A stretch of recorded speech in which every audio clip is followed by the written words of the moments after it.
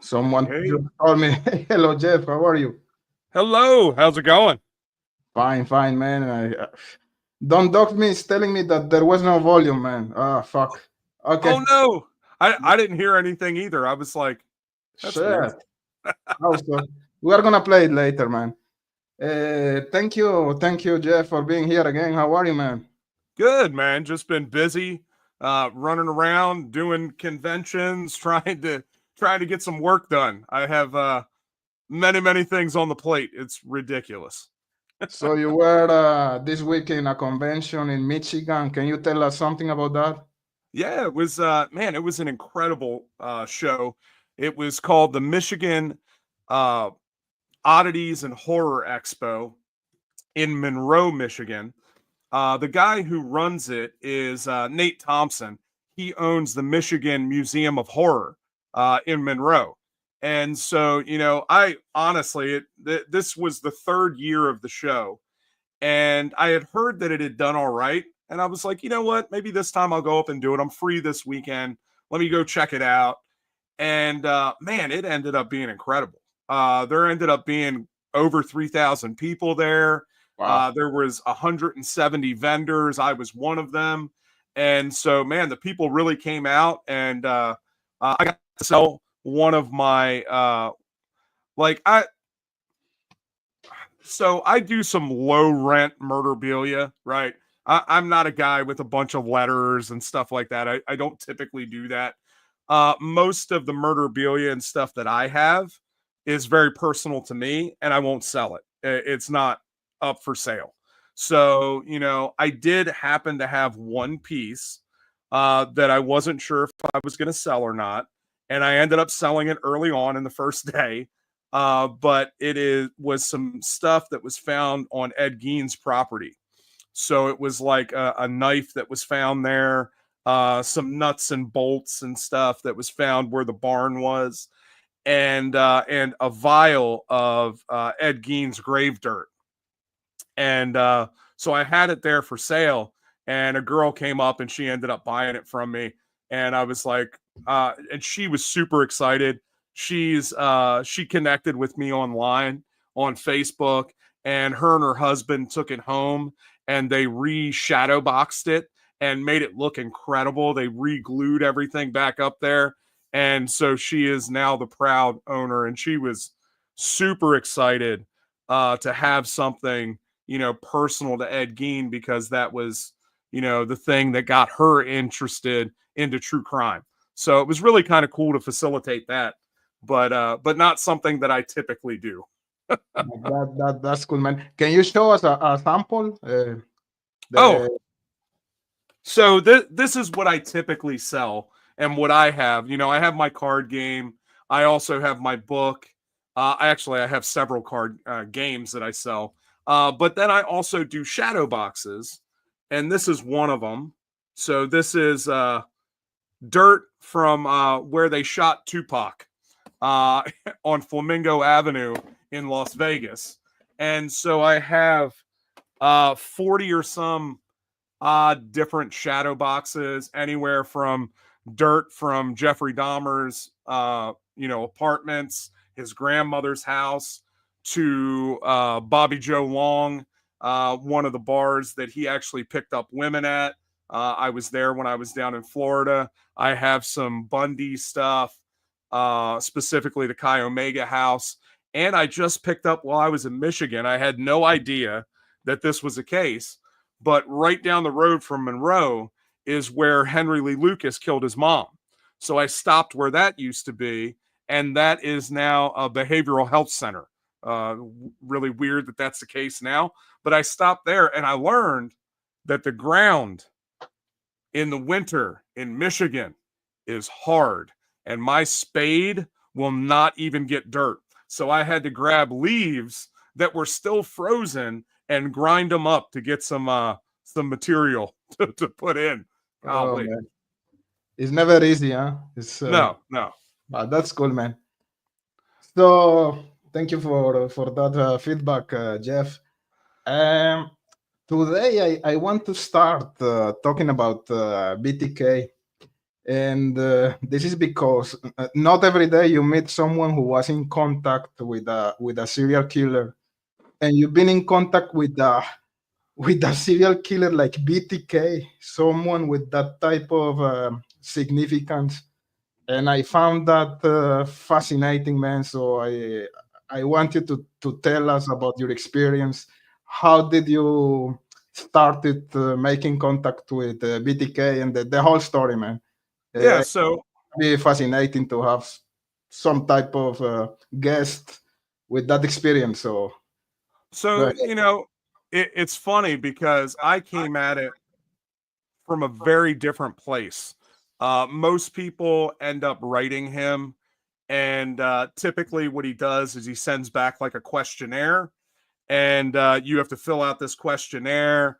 There are very, very specific ways to write him, and all this weird shit because Dennis has to have like control, right? So and yes, Anna, I have been wanting to go to the Pacific Northwest because there's about 70 different locations that I want to go to. And I can film all that on my show here on YouTube called Route 666. And people can see me there picking up stuff and talking about the crimes. But anyway, yeah, so um, I kind of came to it a different way because honestly, I don't know how to write these people. And I felt like weird. Like how do you write somebody? Because you can't just write them and be like, hey, did you kill all these people? Like that's not really how it works, right? So typically when you write somebody that's there, you talk about normal stuff and you ask them how they're doing, like how are things going? Do they, and you know, I didn't do any of that. I happened to go to a show and it was actually the second show that I spoke at. I was there with my buddy John Borowski, who is the famous documentarian. He just released his Gacy miniseries, which is excellent. You should go check it out. I have one of the early copies of it. Is really good. But John was there, and they did a I think it was serial killer culture panel. But we were talking about serial killers, and it was me, John, Steve Gianangelo, who literally wrote the book on the psychology of the serial murderer. Ashley Keto was up there, and she is somebody who has been in contact with serial killers for years. Has I think dated a couple of them, but and like while they're on death row, and very very interesting person. But she is really good friends with a lot of them, and Dennis is one of them. Elmer Wayne Henley is another one, the guy who shot Dean Quarrel and was procuring people for him. And so, actually, Joe Hiles was also there. And I don't know why his name escapes me right now, but it was Gacy's art dealer.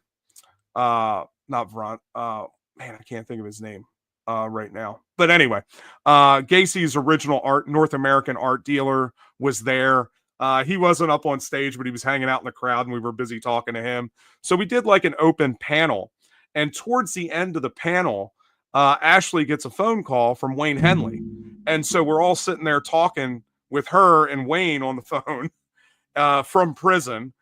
And so I end up finding out later on that Ashley and Dennis are really, really close. Like I didn't realize until that point that like Ashley has his will, has to spread his ashes when he dies. So of course, when Dennis was arrested, his whole family kind of left him and turned their back on him and didn't want to have anything to do with them. And so Ashley ended up coming along at some point, and she was the one going and visiting him in prison. She was going to the prison and having face to face visits with him up until COVID happened, and they completely shut off all of his visitation. Mhm. So I got to be really good friends with Ashley. And so when I was getting ready to start writing the book, I was trying to figure out like what cases I wanted to cover and who I wanted to feature in there. And to be quite honest, Dennis was is the last chapter in the book. he was also the last person that I was going to talk about, mainly because I was never particularly interested in the BTK murders. It was not something that I was like fascinated by. I really, really liked Catherine Ramsland's book about BTK. I thought she did an excellent job. So Ashley encouraged me to send Dennis a letter. And so I did. I wrote him a letter, and she said, but make sure that you wrote right in there that you know me and that you're good friends with me. And I'll tell him when I talk to him on the phone this week that you're going to be sending him a letter. That way I could get past any of the bullshit screening process and I would get right in there with him. So it worked. He then told her to give me his GTL, his instant messaging information. So me and him have talked a lot through there. And so like we've messaged back and forth about the book.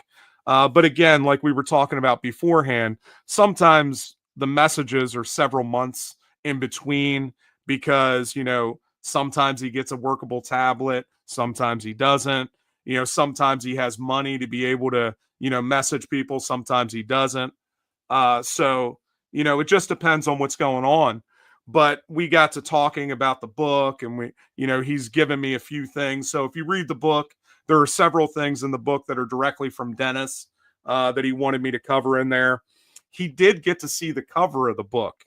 And I know you played it on that little intro there, but if you notice on the cover, I happen to have the cover here, but you'll notice that Dennis is right there. Mm-hmm. And he's right next to H.H. Holmes. And so when Dennis saw the cover, like Anna had mentioned earlier, he is very, very narcissistic. And he was very excited that he was right next to H.H. Holmes. Now, I didn't intend for that to happen. The publisher actually did that. I didn't. They put that cover together, and it just so happened that Dennis ended up on the cover right next to Holmes, who was always his idol. And so I was writing, there's an anthology that's coming out later this year that I wrote a chapter for. And my chapter is called Stalking, BDSM, and the Illusion of Control. And so I talk a lot about Dennis in the chapter. I use a lot of his crimes to illustrate my points, as well as like I talk about Bundy and several other people. But it's interesting because somebody actually mentioned, one of the editors mentioned this to me after they read it. And I didn't realize that I was doing this. But when I'm writing about Rader, I always write Dennis because we have a personal relationship now. Mm-hmm. And so like, whereas when I'm writing about Bundy, I've never talked to Bundy. So it's always Bundy, right? Very disconnected. But when I write about Dennis, it's always Dennis. Mm-hmm. And they were like, you got to be careful, Jeff, because you can as I'm reading it, I can see that like there's more of a connection there than just like, this is, the BTK Strangler or this is Rader. And so I had to go back and I intentionally had to go through the entire chapter and change it because it was very familiar and more familiar than I wanted to be, I guess. But yeah, so we got to talking about that stuff. He told me some weird stuff about the monsters in his floor. And yeah, so it's just fascinating. What's the nature of the communications, like the context? Are you asking for details about his crimes, or is mostly like a relationship between friends or something in between? What's the context of the communications, let's say? I think the context is pretty basic. I've never really asked him any specifics. He has offered some specifics, and he said some things to me that I didn't expect, where he's told me things like, for example, recently, within the last year, they've been investigating him again for 2 further kidnappings that they believe that they had found some evidence on his property that he was involved. And he says that he had nothing to do with either one of those crimes. And he did message me one time and he said, "Hey, did you see the 2 kidnappings?" He said, "I had nothing to do with either one of them. But the second one, they actually found the person who did it, arrested them, and convicted them." And he said, "I told you that I didn't do anything." And, I don't know. It's likely because, when he was caught, he had like a chart of like 50 women that he was actively stalking and, trying to find a time to go and do what he does. So it's not beyond him to go and do that. So, but I guess it was nice to know that he said he was free and clear, but the FBI came and talked to him like 2 or 3 times. And that's one of the reasons why Carrie was involved again. And she was on the news because she was going in there to try to get him to talk about it. And she was, it was really interesting during that time because while all that was going on, I was communicating with him and he had kind of backed off some of the communication because he was very, very hopeful that he was going to be able to have a relationship with his daughter. And then when he found out that she was not really interested in having a relationship with him, that she was literally just trying to go and get information out of him about these crimes, he basically told her to, if this is all you want, then I'm not interested in talking to you anymore. And so I don't know that they've really had any communication since. I think they kind of ended that because he's just like, "I'm too old. This is not like, if you want to have a relationship with me, cool. But if not, I don't want to go through this all the time." Yeah. Oh my God. And we know that Dennis Rader, he's very narcissistic. Uh, when he was communicating with you, was he trying to sell you something like I want you to put this in your book, or please don't put this in the book because it's gonna make me look bad or something like that, or not really? No. And matter of fact, I if I could find it, I don't know if I can find it real quick, but I actually did an audio of me reading part of the book, and they wouldn't let it in on the GTL app. They wouldn't let it in. They actually cut it because it was, I guess they deemed it, not okay. But so what I did is I ended up doing a voice recording of me reading this part of the book. And it was my description of why I believe Dennis committed his crimes. And I got to tell you, it's a weird fucking feeling as a layperson, right? I don't really have any background other than the stuff that I've done in my past, working in psychology and stuff. But as a layperson, trying to tell a serial killer why you believe that he did what he did is really weird. And so like I read it and I gave it to Ashley and I was like, "Hey, next time you talk to him, play this for him." And she did, and she said he loved it, that he thought it was really well written. And I'm just like, how weird is that? That like this guy, like I just gave him that information, and I'll see if I can't find it here real quick because I would read it for you guys. Let me see, because I think I have the Kindle version on my phone or on my iPad here. But yeah, so he's never asked me for any money. He did ask me just recently, which was really weird. He asked me because I have sent him some money. I sent him like $20 or something so that he could continue communicating with me. So I did send him that. I've sent him that a couple times. And he asked me, he was like, "Hey, did you send anything to GTL?" And I was like, "Yeah, I did on a couple different occasions." And so, like, when Dennis talks, he speaks in code a lot of the time, even now, which is really, really strange. And sometimes I have to get I have to get her, like Ashley, to decipher what the hell he's saying, because he talks about closing the door and shutting the cave. And, you know, what he's referring to is he talks to a lot of people all the time, and he is looking to like cut some of that off.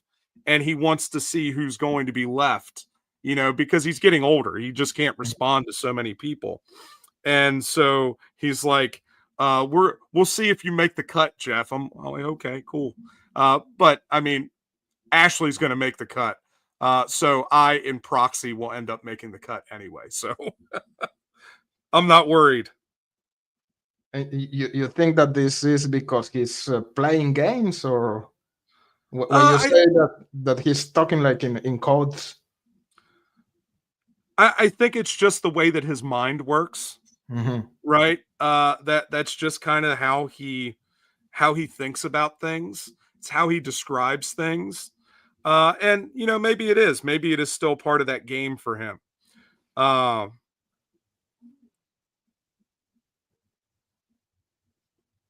Okay, this is what I read to Dennis. Yeah. Go ahead. So myth number 1 that I talk about in the Dennis Rader chapter is that Dennis loved to kill. And I said, it's obvious that Rader killed because there was part of him that enjoyed it. However, was that what really drove him? The killing alone. We know that Rader killed to satisfy a sexual need, but it was not the actual act of sex that drove him. He didn't have sex with any of his victims, but would strangle them and then masturbate over the bodies. This obviously constitutes a sexual crime, but with no sexual assault to the bodies, we need to look deeper into his psychology to understand what really motivated him to kill. Let's see. It must have been later on. That's the beginning of that. Let's see.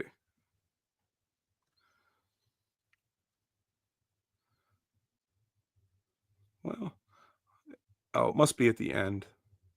Oh, here it is. This is what I actually read him.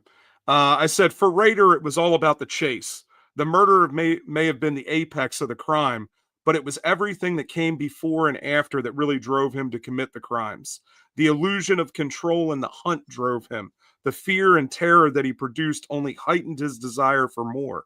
There is a thin line between being obsessed with killing itself and being intoxicated by the power and control this gives a person who feels out of control in the rest of their life. Although Dennis certainly killed for pleasure, it was the control of the situation and the fact that he seemed to be getting away with it that really satisfied his desires. Cool. So, really weird to read those thoughts about someone like to their face. You know, just like I would have never expected that I would be able to do that. And Where is he incarcerated? where is he at? I know it's in Kansas, but I can't remember the name of the prison right now. Oh, you know what? Oh, I just threw the letter down there that had it on there. Let's. Do you expect, or do you want to visit him someday? So, you know, it's interesting because we've talked about it. Because, you know, like I mentioned, his visitation, like he has no visitation currently. So nobody can go in there and see him and talk to him. And he's at El Dorado. That's what it is. El Dorado Correctional Facility. So like I've talked to Ashley and we've discussed the possibility of petitioning for him to get his visitation back, because before COVID, he had visitation. She was going to see him, and now she's been unable to do that. I think they have video calls though, so they still have calls together. I know that they talk on the phone once every couple weeks, sometimes every week, and often I'll message her and say, "Hey, get a message to Dennis for me," and kind of vice versa. Sometimes I have to message Dennis to tell him to call her. It's so weird. Like I'm like the middleman between the two of them sometimes, but. Yeah. But yeah, I you know, we've discussed it, petitioning to have that open back up, and she's invited me to go and see him. So, I think if it was possible and I could make it happen, El Dorado is a long way away from me here in Cincinnati. So, it'd be tough to get there. But like if I could figure out a way to plan it out, I mean, I would go. It Wow. would be an interesting and we talked about this off air. I honestly don't know like what I would do or how I would react, because and I don't know why I was thinking about this today as I was driving.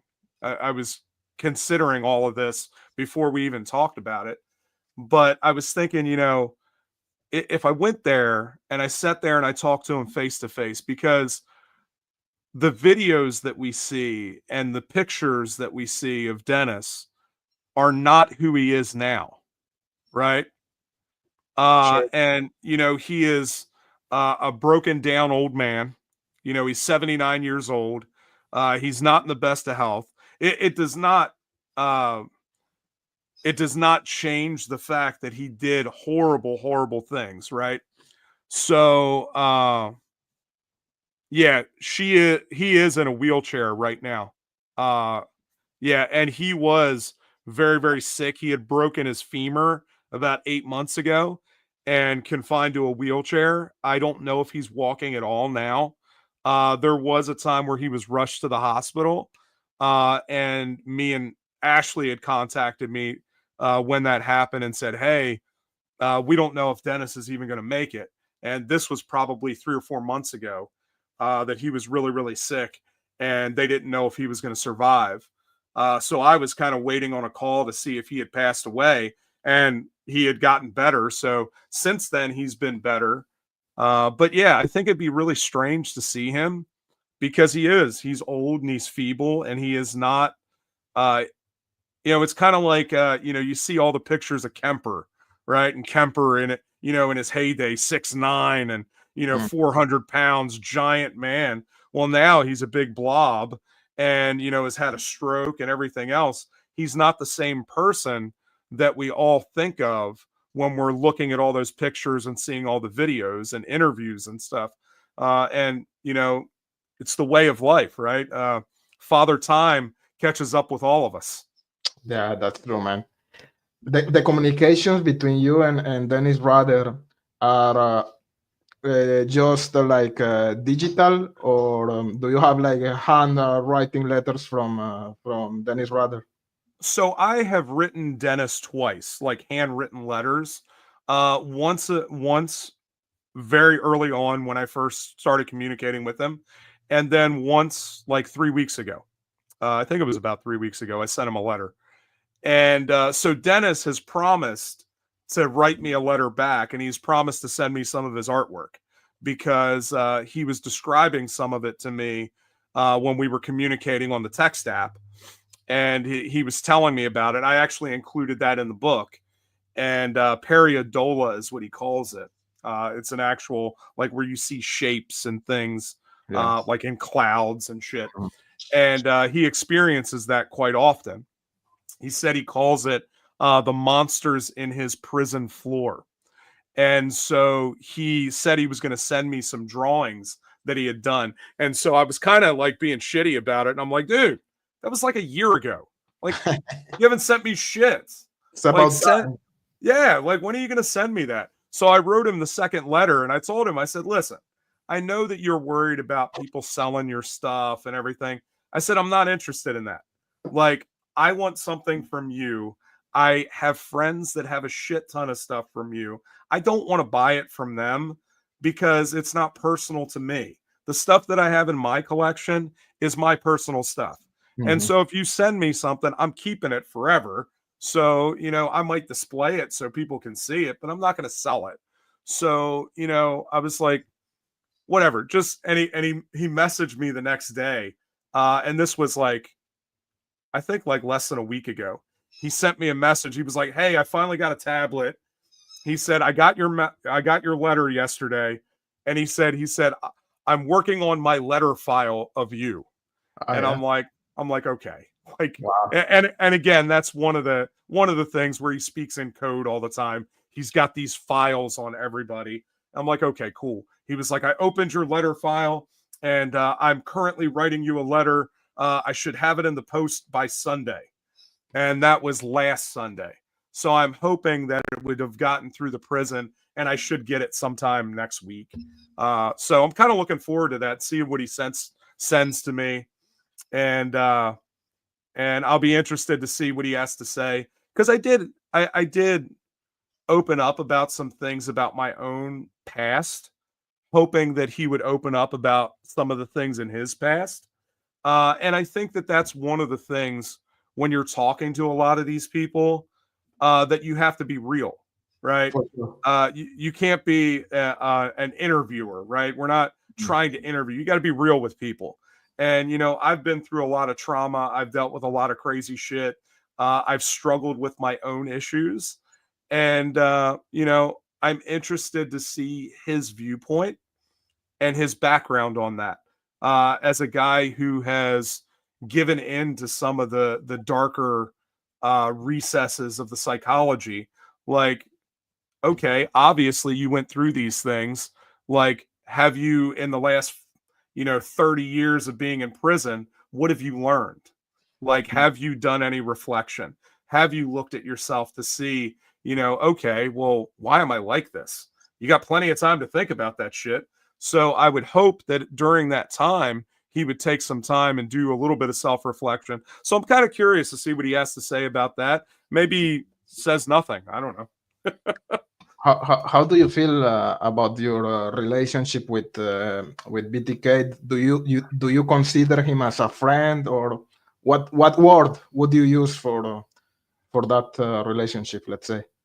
I think that he would consider me an acquaintance Mhm. at this point. I think that I don't know that I would ever consider a serial killer a friend, because look at what they've done to so many other people that they ingratiated into their circle so that they could do what they did. I think I would always keep them at arm's length. But with that being said, um, I think I'm probably more friendly with him than I'm not. Mhm. So, I know that they're like, we've had some discussion about, guilt, feeling guilty or feeling remorse, right? And so I asked Ashley, I'm like, hey, I know you talk to him all the time. Have you guys talked about this? And she said, yeah, we've talked about it. And Dennis has no remorse for the women or the men that he killed. He does have remorse for the children. He does not. Yeah, he feels bad about having to do that. And so that was interesting to me, to see somebody that has committed these kinds of crimes, and to have some kind of emotions. Because when we watch him during the trial, he has very little, if any, emotion at all about the crimes that he committed. It's one of the reasons why people hate Dennis so much and really get upset by him and his crimes, because when you watch him describe them in detail, he doesn't shed a tear. He really seems like he doesn't care. It's just another day at the office, right? He's very cold in Yeah. how he describes it. So it was one of the things that I really appreciated about Catherine Ramsland. And I told Dennis this when I first messaged him, or when I first wrote him the letter, because I was curious what his thoughts were uh, about the way that Catherine wrote her book, because she really gave him a platform and she let him speak. She let him say what was on his mind. And I really appreciated that she did that, because I think that, even though it's horrible, like the inner thoughts of this guy is terrible, it's good to be able to see that for what it is, rather than softening the blow and trying to write it into some nonfiction, story. She just writes it, hey, this is what Dennis told me. And Mhm. I think it's important to see that, to understand the psychology behind some of these people. You have to see it for what it is. And I think it's a incredibly important work when you're dealing with any of these people. understanding the process that Catherine Ramsland went through to work with him. Wow, awesome, man. I don't remember if it was behind the scenes or during the last show we did together, Jeff. You were talking about BTK telling you about or telling you to write about the potential hypothesis of the Zodiac being BTK or something like that. Can you tell us about that? Yeah, I asked him, I said, listen, the book is about myths and legends around serial killers.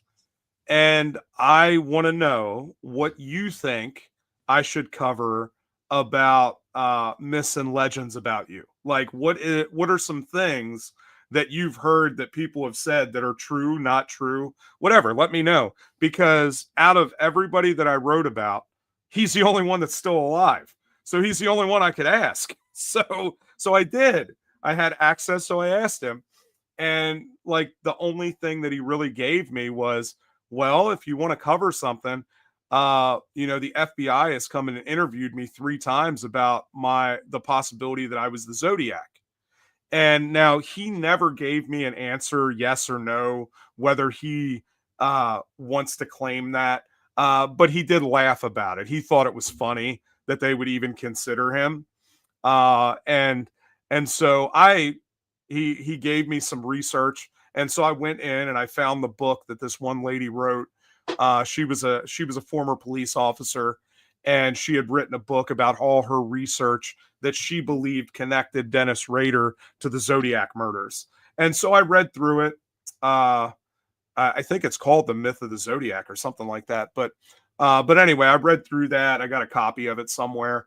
And so I went through that, and I reference a bunch of that in that portion of the chapter and go over point by point and really why it's a silly idea. It's not possible. Yeah. He was definitely not the Zodiac. But, it's an interesting theory. Lots of people have theories about who the Zodiac was. Yeah, the modus operandi is really different. Dennis Yeah. Rader, he was like a home invader, a home intruder. The Zodiac was operating outside, areas, Yeah. let's say. It's really different. And as you said, BTK, he killed, I think, 2 children, right?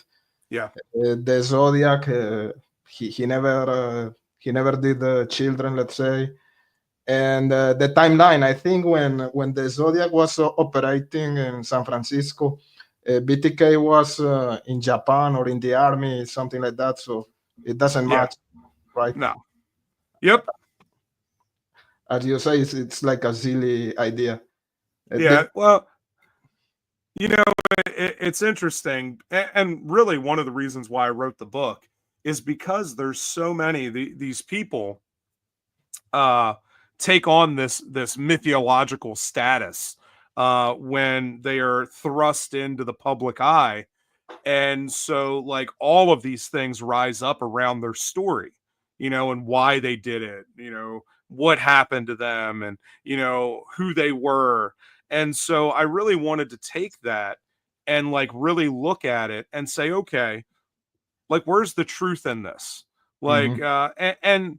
and honestly, I don't really give a lot of answers, because I believe that people need to figure it out for themselves, because I believe that the best way to form an opinion is to look at all of the evidence and then make up your mind for yourself. Because I can't tell you what to believe. You're not going to believe it. I could be correct, but it doesn't mean that you're going to believe it. So, and I could be wrong and still believe whatever the fuck I want to believe. Of course. But the only thing that matters is what you believe personally. That's it. It doesn't matter. It doesn't matter what anybody else says. It's what do you believe? And so I wanted to create a series that forced people to look at the evidence, to dig in further, and then come to their own conclusions without me telling them and spoon feeding them what to believe. Because I don't know it all either, right? There's constantly new evidence coming out. There's always better methods of, DNA and, blood spatter and all of this stuff that comes out that can radically change the ideas that one or two people had that got these people convicted. So I'm not always sold on how good the evidence is, because especially after looking at Delphi and seeing all the things there, it really makes me question the validity of a lot of those things. Yeah, I agree, man. I think we can talk about your relationship with BTK for days, man, and we are never gonna finish. It's fascinating. Maybe we're gonna do another show to continue in that sense. So I want to talk to you also about Delphi. But before going to Delphi, I want to read the comments of the guys here in regards of BTK, and then we can talk about Delphi. Okay. Yeah. You are Jeff. So let me just go down with the comments. And thank you guys for being here, for the interaction. Uh, there's a lot of comments, man. So I'm just trying to. It's a I little know. bit chaotic because they're talking about the Green River Killer. They're talking about Delphi. So Don Dogs Me, he says, or she says, I don't know if Don Dogs Me is a guy or a girl, that the Green River Killer is the the scariest killer according to him. You know what's really funny about that is when you of course Green River is Gary Ridgway, right? And so like Gary Ridgway, when you really find out who he was, like Gary Ridgway is not a smart guy. When you when you talk about serial killers, and we often talk about, you know, how intelligent they are, like Gary Ridgway is not one of those dudes. He was not a super intelligent guy. I mean, definitely scary, but really only scary if you're a prostitute, because that's all he killed. Mm-hmm. You know, he had some serious sexual issues.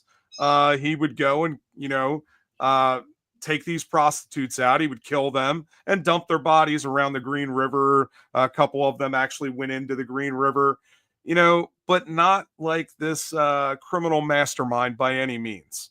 Also, not a guy that was like super good at like keeping a secret, because like everybody that he worked with knew he was weird as shit. So like, I don't know. He clearly he killed a lot of people. I think his body count is like 74, I It's believe. crazy. You know, it's unbelievable. He is the second, only to another serial killer that nobody ever talks about, but Samuel Little. Samuel Little is the most prolific American serial killer with 93 kills. I think there's like 80 of them that are confirmed. You know, so like, but you know, Green River and Gary Ridgway is not far behind that. Not that body count means anything, because there's plenty of horrific people that have done horrific things. When you look at, what is his name? Vronsky does all the stuff with him, but it's the torso murderer, Richard Cottingham, right? Cottingham, the way that he killed his victims was horrible, but very, very similar to either, you know, Samuel Little and Gary Ridgway. He also killed prostitutes, right? Took them over there into New Jersey and cut them up and left their torsos around, took their heads and stuff. And then, you know, there's other ones that are particularly horrible. The Chicago Ripper crew, you know, they were doing crazy satanic shit with these women that they were killing, and like cutting off their breasts and, you know, masturbating on them and eating them, you know, crazy stuff. So like, I don't know, there's a lot of scary fucking people out there, and the world never ceases to amaze me of how depraved it can be. Yeah, man. What about Ed Gein? You were talking about Ed Gein at the beginning of the show, and Don Doxme is making the relation with the Texas Chainsaw, the movie. Yeah, so we know that Ed Gein did not eat any of his victims. Actually, Ed talked about that when he was incarcerated, that was not his thing. He had body parts, but he never ate any of them. You know, so like Ed Gein is an interesting case. I cover him in the book. Ed Gein has influenced just about every horror movie trope that we currently know. Like he is like seminal in the horror movie industry. Whether those assholes want to admit it or not, it's true. Like Ed Gein has influenced everything. And so but like a lot of that is myth because Ed Gein did not have any skin lampshades in his house. He didn't make a bunch of furniture with skin on it. I've seen the pictures of the furniture that he did have that had skin on it, and it was an area about this big that had skin on the underside of one of the chairs. It was not like he was covering the whole chair. He did have chalices that he had made and soup bowls that he had made of human skulls. There is the high probability that he did not have a nipple belt. The famous nipple belt is not a reality. So like there's all this mythological stuff that has come about around Ed Gein and has really created that. I'm interested to see what Ryan Murphy does with the new show and how accurate that's going to be, because again, it's a show for TV, and I'm sure they're going to play up all of the the keeping of the body parts and all of that stuff. We did have a old coffee can with like 13 vulvas in it, so that's true. Yeah, man. Weird dude. Coming back to BTK, Annalise, she says that Dennis Rader, BTK, he loved to cross dress and photograph himself tied up like his victims. Her wife caught him once, and she didn't want to participate in that sort of foreplay. Yeah, that's absolutely true. So it's really funny. I just found this today when I was cleaning out my garage.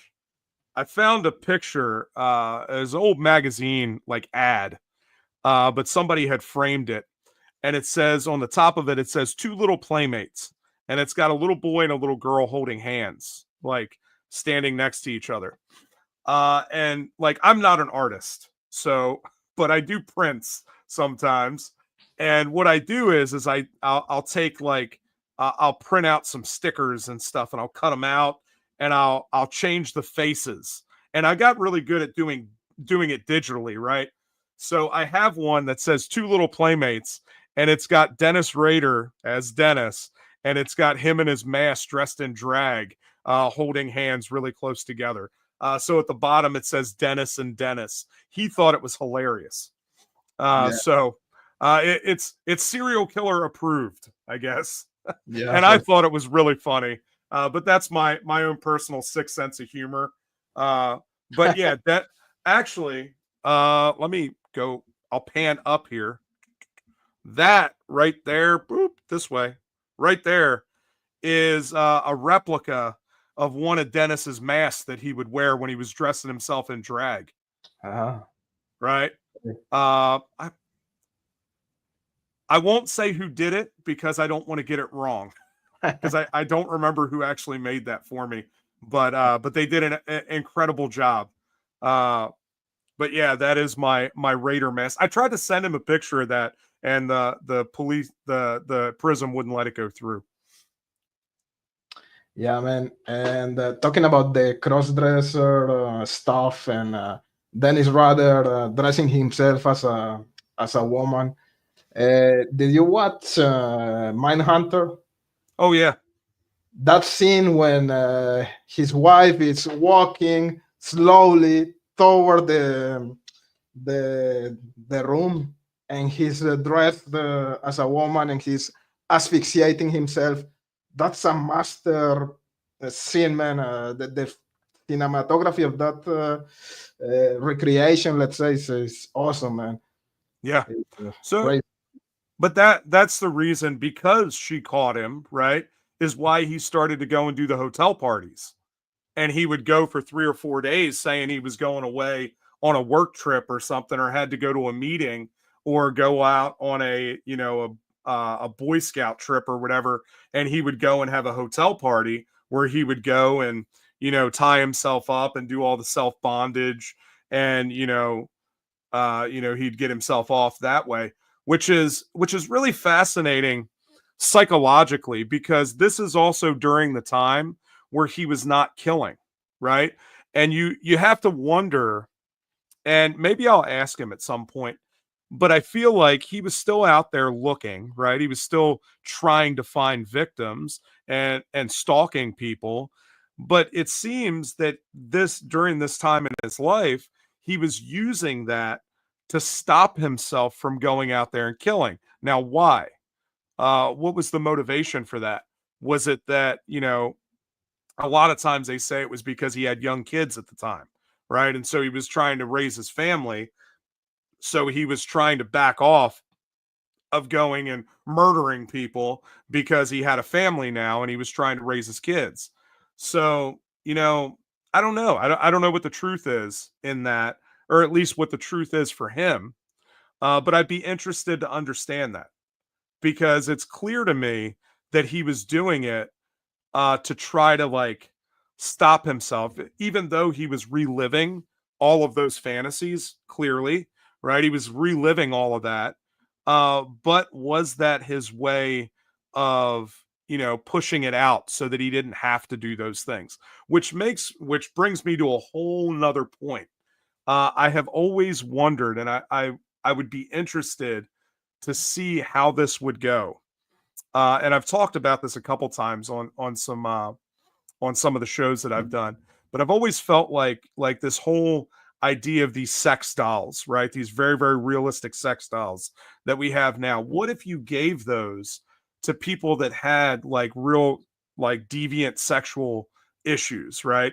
Would that, at least for some time, as long as they also had some intensive therapy going at the same time, would that curb some of the behaviors where they might try to kidnap or rape someone else? Could they be able to curb those behaviors with those dolls? I don't know. I think that maybe that only has a limited amount of time because eventually some of those people, like Rader specifically, like they get off on that fear and they get off on that, that feeling of being in control. And you don't have that with these dolls, right? But with somebody like with Jeffrey Dahmer, he did have a doll. He did have a mannequin, and he was perfectly fine with that mannequin, right? Until grandma got rid of it. So it's fascinating for me to understand another person like that, Dennis Nielsen, in the UK, very, very much like Dahmer, but wanted to have sex with dead bodies, would often masturbate covered in powder, looking in a mirror, imagining himself as a corpse. So, like, when you have that kind of psychology, would a sex doll be a better option for you? I don't know. Yeah, man. Man, this conversation is fascinating, man. We have to do like at least one show every month, man. And yeah, it's people are tripping in the chat. Uh, no, for real, we have to do a continuation of this subject, man. Uh, but let's go to Delphi. And I watched your channel this week, and I saw the video you made about the different interviews with the juror, with Nick, with the defense lawyers, and you did a very nice summary in that video. Guys, in the chat, we have the link of the Jeff's channel. If you are not yet subscribed, please go to subscribe to Jeff channel. Amazing content. So maybe if you can tell us a little bit about that, it was really cool to hear you talking about that, Jeff.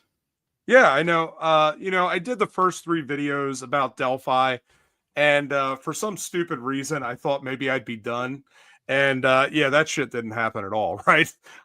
Because I mean, this is, when they joke around about it being the case that never sleeps, even though Richard Allen is convicted now, there's a lot of post-conviction stuff that's going on right now. We also know that like during the whole trial and before that, there was the gag order that was on and nobody could really talk about it. So a lot of the information that we had was secondhand.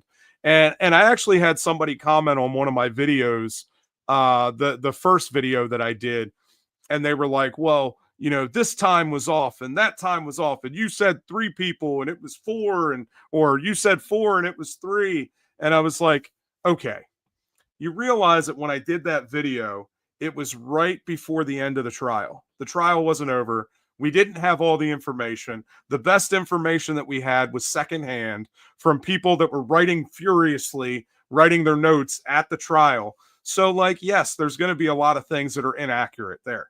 We're trying to get the best information that we can. And most of us were not sitting in the courtroom.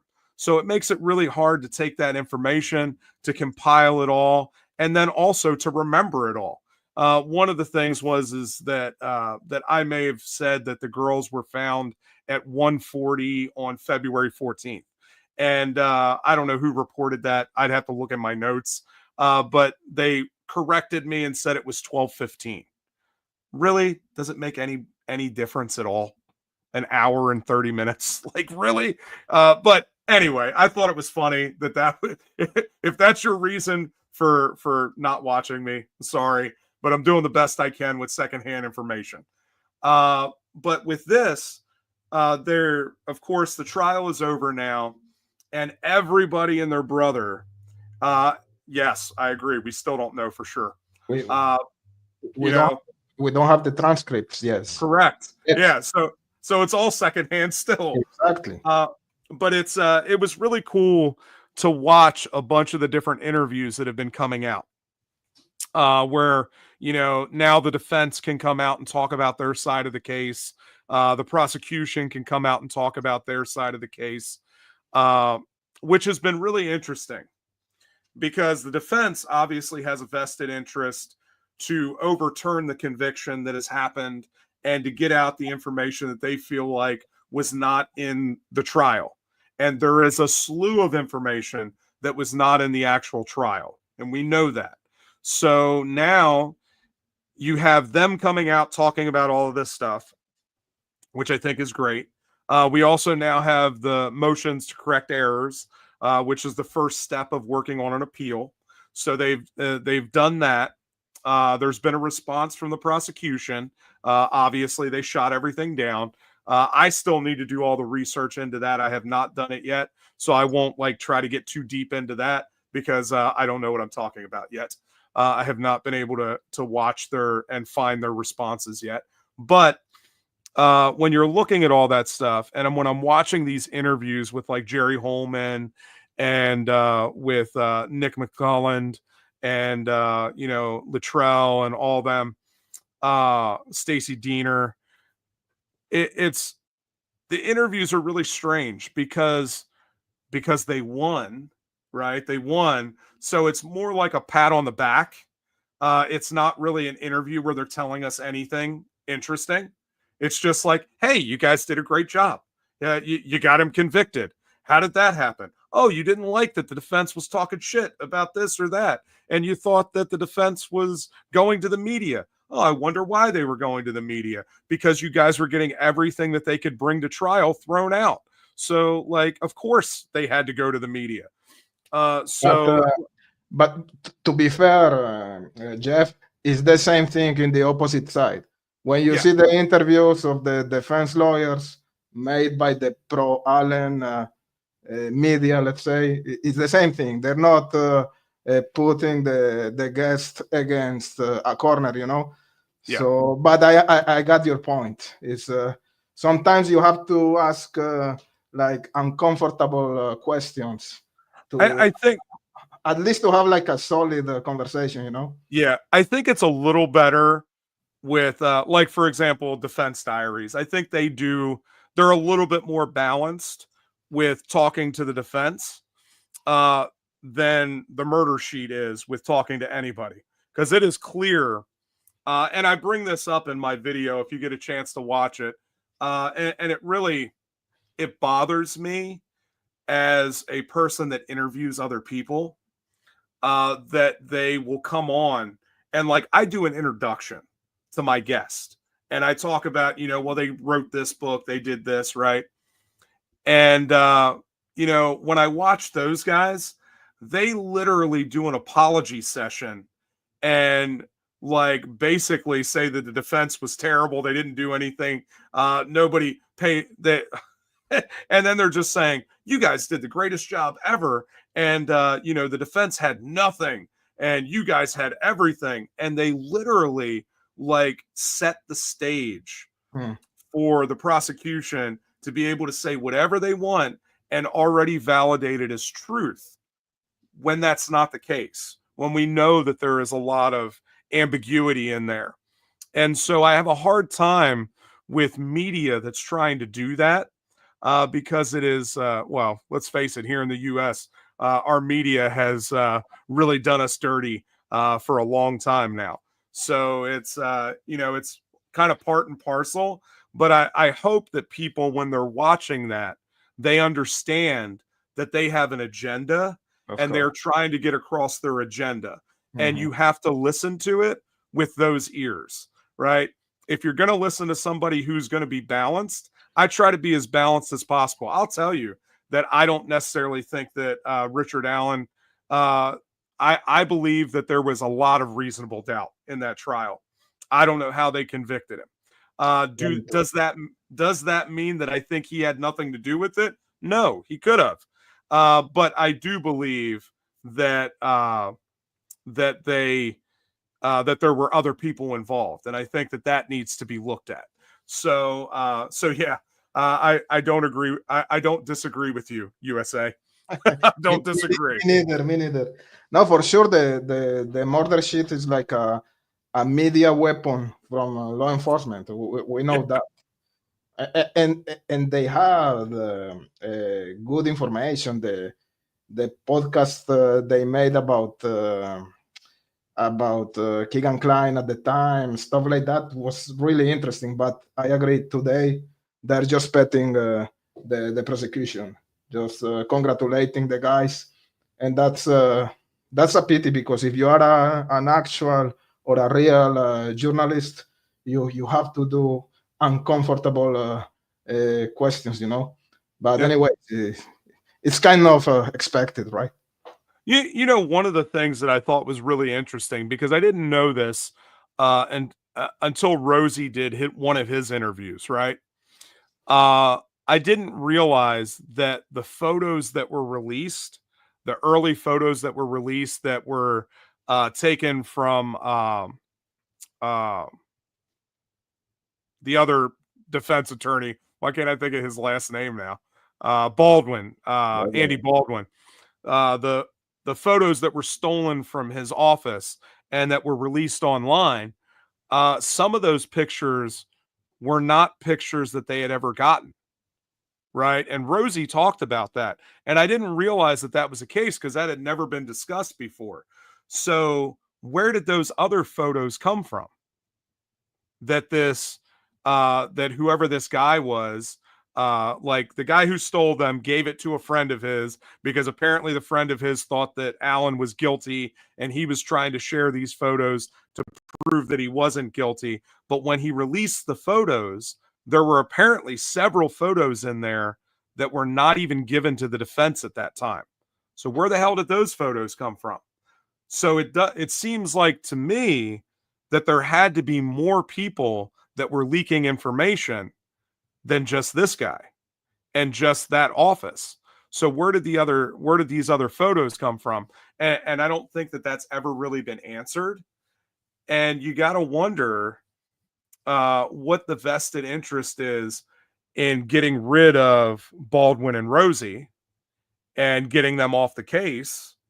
And so, again, I don't want to go into like super conspiracy theory stuff, but you got to wonder, where else is that going? What else happened there? Because if that is truly the case, that wasn't the only leak that happened. Yeah, no, that's a mystery, and people here in this community are never gonna agree on the hypothesis. Let's say, of course, the prosecution are gonna say that the defense they leaked the pictures, and the other side are gonna say no, it's the opposite. It's the prosecution who leaked the photos, the pictures. So I don't know. At this point, it's hard to say. We don't have the information to take a conclusion. Of course, we can have some kind of idea, but it's hard to say. And you're right. When you were talking about hearsay, we don't have the transcripts. I hope we're gonna have that material soon. I did a show yesterday with I don't know if you know those guys, Skip Jansen. He's a figure here in this community of Delphi, very interesting, and another creator, Don't Hate Create, and we were talking about that. We don't have any transcript yet. We are relying on YouTubers or some media that they were present during the process there, but they were tired.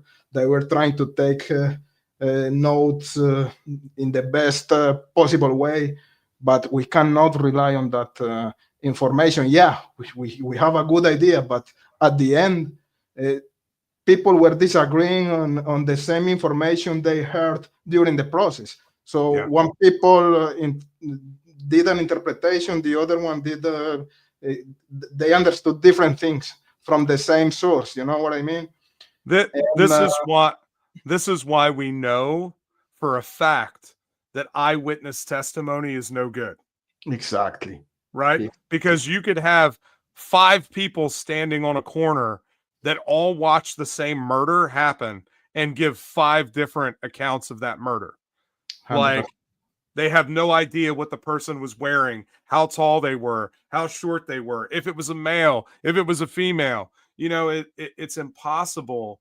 And, you know, you have a case that is built on 2 things. Especially, and I know that this is where we're going, is when you look at the one juror that has come out and done an interview. One of the things is, you know, that the things that we thought were a big deal in this trial were not, or at least to her, they were not. Yeah. And The so, bullet, yeah, like was not a big deal for them. They didn't think the bullet evidence meant anything. And I agree exactly. with them. I think it was Me too. bullshit. Me too. Uh, 100%. I think it was terrible science. So, you know, it's fascinating that when you look at it from her perspective, what was important to them, and what was important to them was the eyewitness testimony and the confessions. That's it. So if that's all that was important, how do we go? Because most of that eyewitness testimony, by the time it got to trial, had changed several times. Because if you go back and you look at the original interviews and stuff, those people said very different things than they said in the trial. Mhm. So, you know, if that's the case, what the hell happened there? Why wasn't that brought up? So it's, you know, even going down to Brad Weber talking about the fact that he didn't go home right away, that he went out to service his ATMs. But, you know, during the trial, he went home right away, right? But we know that he didn't, because the day that he was interviewed, he said he didn't think that he went home, that he was gone on vacation and he had to go and, you know, service his ATMs. So And there's a lot of that. And the FBI agent that was supposed to corroborate that information, he was not allowed to testify during the process because he was sick. And the Yep. judge girl, she said he cannot testify via Zoom or via Teams, let's say. So that's a shame, because that was a very important testimony to clarify the Brad Weber's timing, you know. Yeah. Well, and it's the same thing. I think it was Sarah Carball who talked about that she saw the comet at the old the lot, and not his Richard Allen's car there when she drove past, which again changed later on. And you know, when it went to trial, no mention of a comet, no discussion about that, which is crazy, because if that's the case, her testimony is garbage. And the only testimony that she was the only one that was even close to describing him as bridge guy. So how do you go? They have to have that testimony because that is the number one piece that convicted him. right? That they believe that he was Bridge Guy, and they believe that Bridge Guy did it. Well, the only person to really positively or even close to positively identify him as Bridge Guy is another person that completely changed their story. And if you go with their original story, his car wasn't even there. So it's crazy to think about all of those things and how that all went in the trial. And of course, even the attorneys, they don't know what's hitting with the jurors. They don't know what is, they're out there making their points and they're doing all these grand things, but they don't know what the jurors are actually thinking and how they feel about it, because they could say one thing and it not mean anything to the jurors. So yeah, clearly that seems to be what happened. Yeah. Analyset is saying that the defense, they didn't fight hard enough regarding the enhanced audio video versus the unenhanced material. What do you think about that? Yeah, I think you're right. I don't think that they understood at the time the weight that was going to have. And I don't know how they didn't fight that harder, because afterwards, now when you listen to Jennifer Auger, she'll talk about it a bunch, that it's unclear what was actually said. Yeah. When you watch the enhanced versions, it's unclear what was being said. It's kind of like, and we mentioned this off air, but I do some ghost hunting and stuff, right? And Mhm. this is no different than listening to an EVP, right? Where you believe that you've caught some electronic voice phenomenon. And, yeah, you can sit there and listen to it and be like, I think they said, kill him, and then somebody else will listen to it and be like, it says, dinner time, and then all of a sudden you listen to it and you can hear it and you're like, oh yeah, it says dinner time. It doesn't say kill him, Exactly. so it ends up being this game that people play. And of course, once somebody tells you that's what it says, that's what you're going to hear. Of course, and there's a lot of confirmation bias here. The down the hill audio is a short sample of 1 second. Let's say down the hill is 1 second, and some people were saying that matches Richard Allen's voice. How can you say that? Are you crazy for Yeah. real? Not even the experts in voice analysis, they said the voice sample is too short for you to be able to compare that voice with someone else. It's crazy. It's just crazy, man. It's Yeah. just confirmation biased. And something that it was really a shame is that what's the name? Harshman. I forgot his name, the one who was listening to the conversations of Oh Richard yeah. at Yeah. Workville, he was allowed to say that, according to him, Down the Hill matches the voice of Richard Allen. Yeah. How Eh, can you allow someone like that guy state something like that in a process? They yeah. were influencing the jurors with that type of testimonies. It's Yeah. unacceptable. Well, and they asked him, the defense did ask him after that, like, what training do you have in voice analysis? Zero. So, like, how the hell would you know that? Just because you listen to the guy's voice a million times, now you can match it to a 1 second clip. On top of that, you're listening to the enhanced version to actually hear that, right? And of course, that changes. Like, like, I mean, we all do, to do these podcasts and shit, we do digital editing, right? And it always changes it. Anytime you change the pitch, the tone of a voice to make it sound clearer or to take out the background noise, it changes it.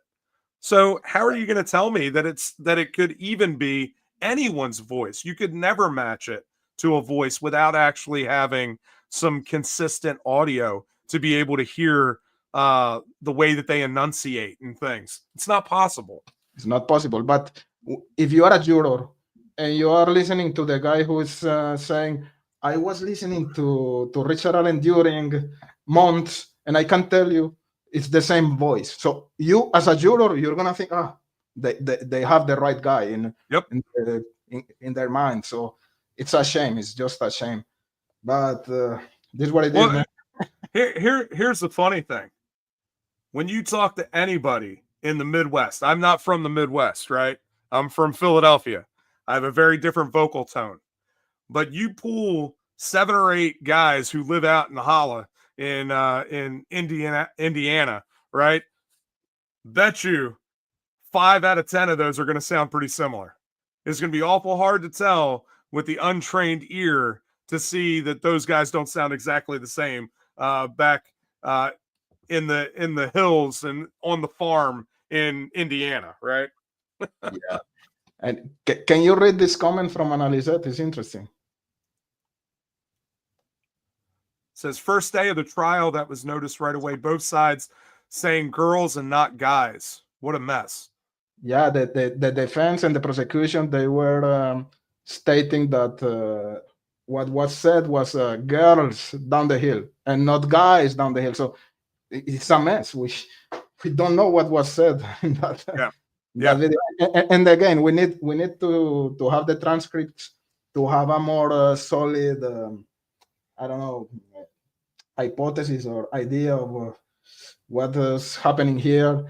And I hope that we are going to be allowed to have to watch the videos of the interrogation of Richard Allen by Holman at the Westfield Correctional Facilities, the confessions, the recordings when he was confessing to his family, the way he was treated in prison, in jail, the material of the British guy walking, the enhanced and the unenhanced video.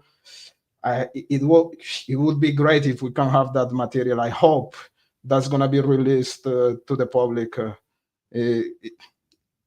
At least we're going to have some type of sense of transparency here, which is lacking so far. Hopefully it won't be like the JFK stuff and it take us 50 years to get it, right? So one of the things that was interesting to me about the Jerry Holman interview with Hidden True Crime, he mentioned in there when he did the last interrogation of Richard Allen, he mentioned in there that Allen refused several times to do a lie detector test. Now that was compelling to me.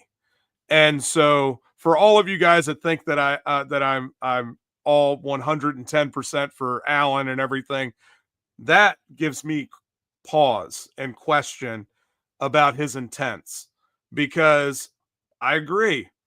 You know, if you didn't do anything, why don't you just take the lie detector test? But you got to also know at that point that they've been going for 6 years now without like pointing the finger at really anybody. And now they've pulled you in 3 different times now to question you. They've been at your house. They've gone through everything. You know that they are coming after you.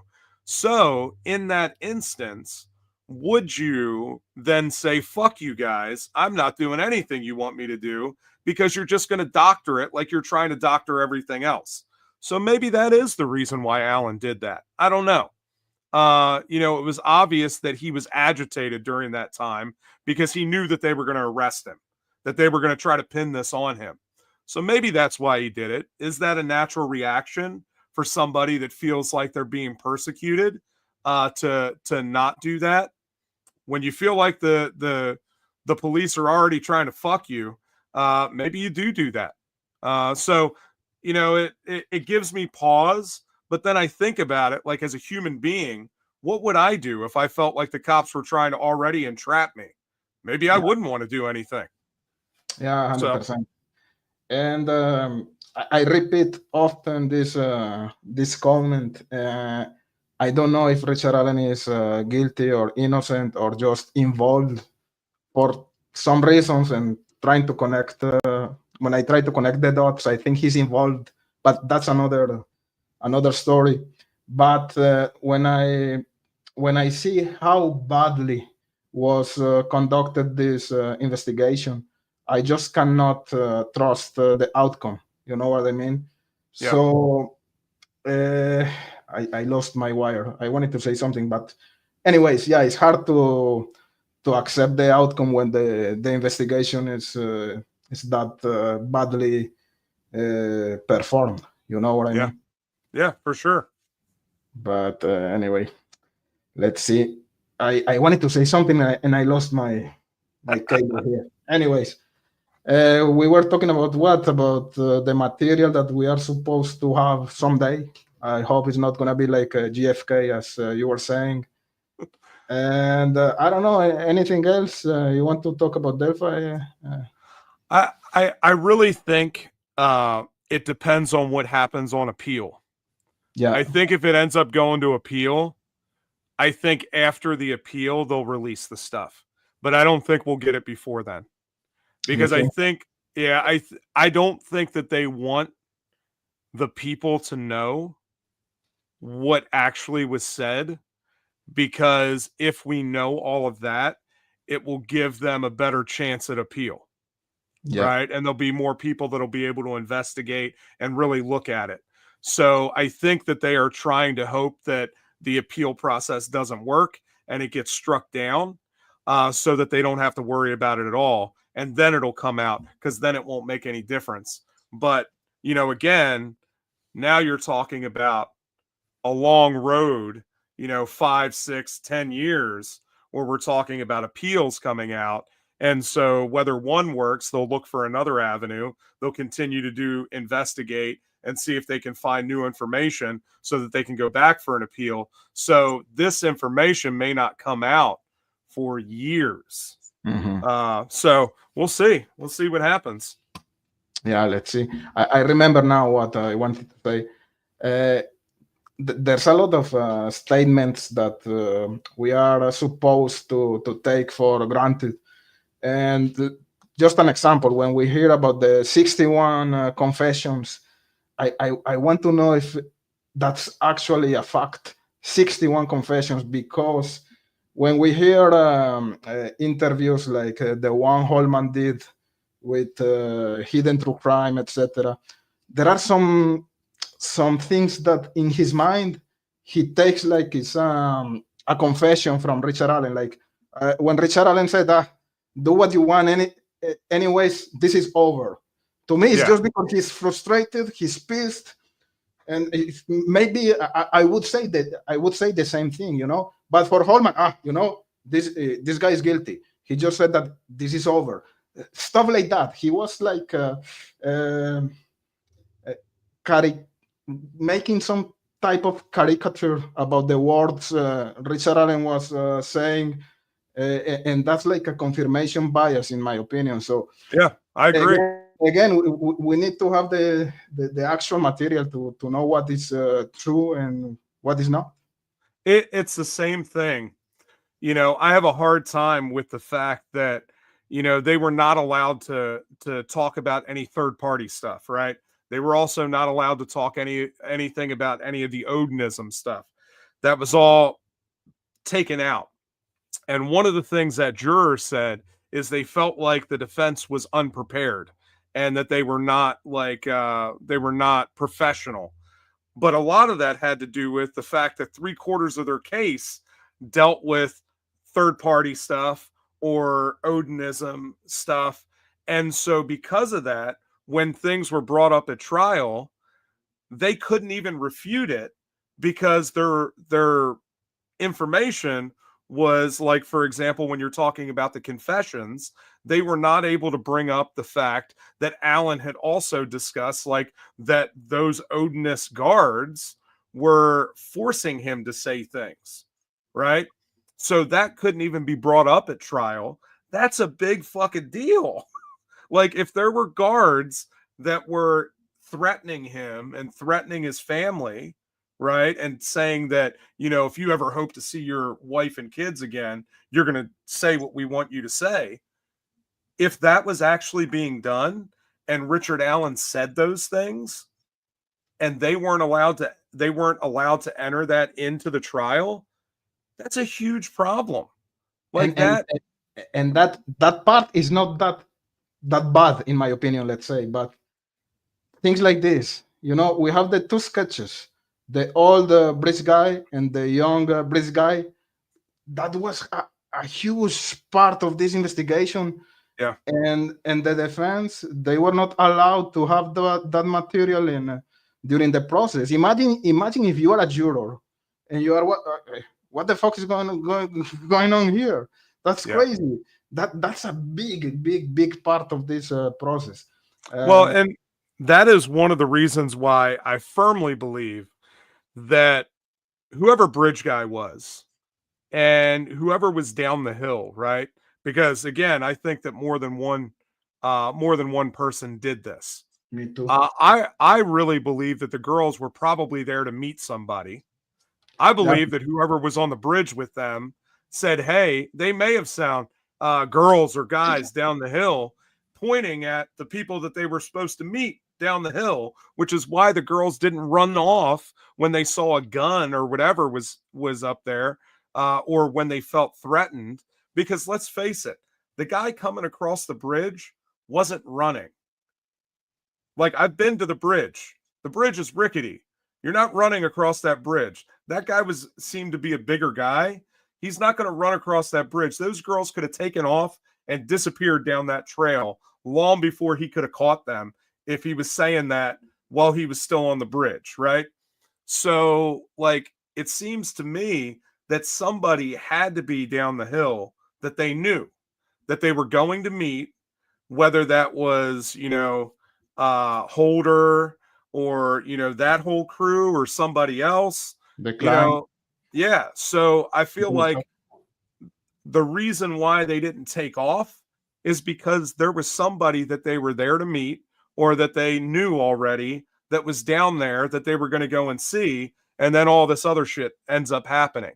Now, the other thing is, and this keeps getting brought up, is that, there is a high probability that their bodies weren't there, that they weren't actually killed there. And so now you got to look at, where did that happen? Where were they taken? Was one of them killed off of the site? Abby would have been the one, right? And then Libby was brought back there. They dumped the body and then they killed Libby there. So, it's hard to say what actually happened, because the fact is the people that were searching on the 13th were down there at the river. They found nothing at the river. The one guy testifies that it was lit up like daytime down there. They found nothing in the water, no clothes or anything. So if that's the case, when the hell did the bodies end up there? They definitely weren't laying there from 2:32 until, the next day or that night at 8-10 o'clock when they were doing the search. They weren't there. So when did the bodies end up back there? And then we have all this stuff about things entering the port and being taken out. So if that's the case, why don't we have movement on that phone? So there's a lot of mystery there, but there's a whole, was the phone turned off? Did they find the phone and turn it off? Did they turn it back on later to use it? But then why wasn't it picked up by any of the towers? I don't know. Was it in airplane mode? So it's there's a lot of strange things there. There's a lot of strange things. And the prosecution, they sold the story of the lone wolf, one single person committing this crime. And after the conviction of Richard Allen, you hear Holman saying that, oh, but maybe the clients are involved, maybe that angle is still not closed. And what about the Wabash River search? I cannot talk about the Wabash River search for now. So you know what I mean? It's so fishy, man. For Yeah. real, as you said, there are a lot of unsolved questions here, and that's sad. Yeah. But let's see what's gonna happen in the future, and I don't know if the appeal is gonna be granted. I hope, but to me, it's like unlikely. Let's say. Yeah. Let's. I think that they certainly there are some things that they need to, and maybe they have some more aces up their sleeve, because I think the things that they've, the motions that they put in now are not strong enough. But maybe they have another plan. I don't know. Yeah, let's see. I don't know. You told me you had like 1 hour and 30 minutes, so Yeah, we are there. yeah, we are there. Man, I don't know. You wanna go for a little bit more, or we call it a night? And as you wish, up to you. I should probably call it a night. I've Yeah, got an okay. early morning tomorrow morning. I got to Perfect. be up at 4 a.m. So Okay, I still have to eat dinner. So nice. No, it was great, Jeff. Again, it was really cool to have you here. And absolutely, man. talking about serial killers, about Delphi with you is always a pleasure. And I hope we meet together soon, man. Again. Yeah, I am down, brother. You hit me up anytime, and I will come on and we can talk, man. And let me just do this thing right, very very quick, man, because at the beginning of the show I couldn't present the video. We are gonna finish with this. Let me know if the audio is good. Jeff Ignatowski, you are welcome to stay. It's just a story between you and BTK.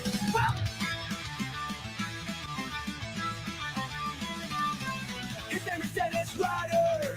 Fight, torture, and kill. Don't stay so close to him. You will end up in a grill. Jeff Ignatowski, you are back to the show. We will talk about Delphi. What is right? What feels wrong? With Crickets and Jeff, you are not gonna run. You will always be safe. You are gonna